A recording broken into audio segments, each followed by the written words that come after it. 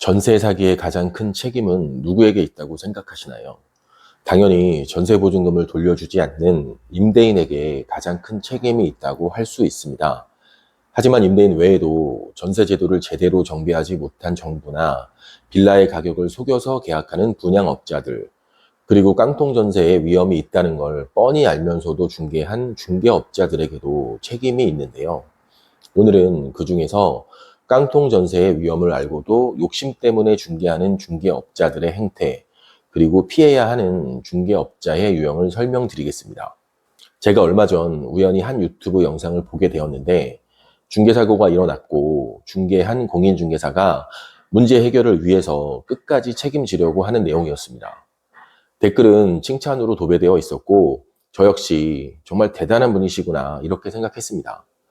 하지만 영상을 끝까지 보고 나니 생각이 완전히 달라졌는데요. 내용을 간단히 설명드리면, 다가구 주택의 전세 계약을 진행하는데 현재는 압류가 걸려 있는 상황입니다. 일단 보증금 일부만 주면 일주일 안에 압류를 해지해 줄 테니 압류가 해지된 걸 확인하고 나머지 전세 보증금을 지급하라는 계약 내용이었습니다. 공인중개사는 계약 전에 임대인이 어떤 사람인지 수소문해봤다고 하고요. 지금까지 문제가 한 번도 발생된 적이 없는 주택이라는 것도 확인했다고 합니다. 하지만 임대인의 약속은 지켜지지 않았고, 그럼 계약이 해지되었으니 지급된 보증금을 돌려받아야 하는 상황인데, 이때부터 임대인은 연락이 되지 않았습니다. 이후 중개업자가 직접 발로 뛰어서 임대인을 찾아냈고 돈을 돌려달라고 하는 내용까지 영상에 담겨 있었는데요. 자기 일처럼 문제를 해결하려고 노력하는 중개업자라 생각하실 수 있습니다. 하지만 제 생각은 다릅니다. 정상적인 중개업자라면 애초에 문제를 만들지 말았어야 합니다. 어느 중개업자가 계약하면서 일주일 뒤 압류를 말소하겠다는 말만 믿고 계약을 진행하나요? 압류가 있다면 계약을 처음부터 하지 말았어야 되고, 그게 아니라면 계약 시 말소하는 조건이었어야 합니다. 아마도 그 공인중개사는 나는 아무 잘못이 없고 특약사항을 이행하지 않은 임대인에게 잘못이 있는 거다. 그래도 문제를 해결하기 위해 애쓰고 있으니 나 같은 공인중개사는 없지 않냐.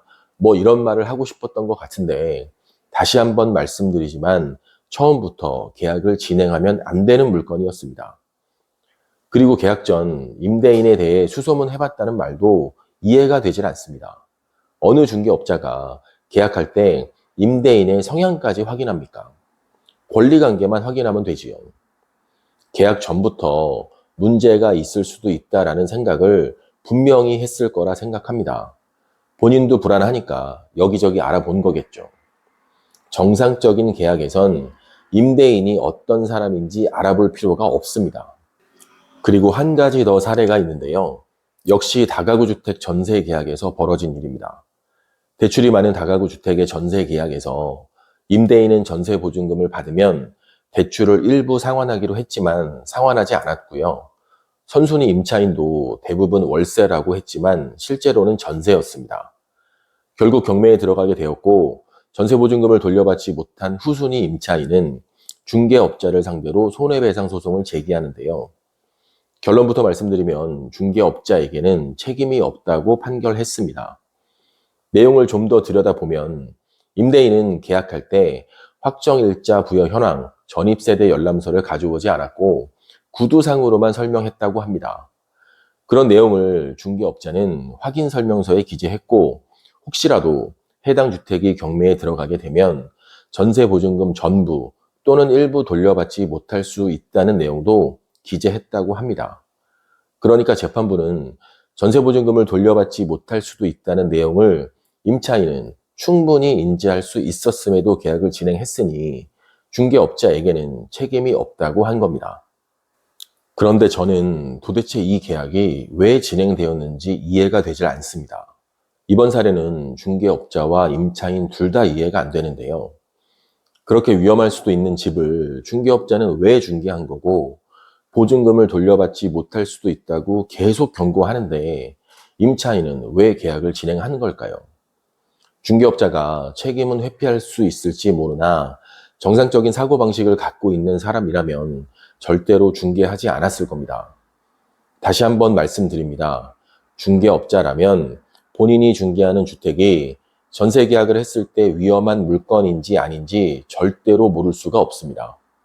정말로 몰랐다면 그것도 큰 문제고요. 중개업자가 어떻게든 빠져나갈 구멍을 만들어 놓고 계약을 진행한 사례라 할 수 있습니다. 이 사례에서 중개업자가 받을 수 있는 중개 수수료는 60만 원 정도였는데요.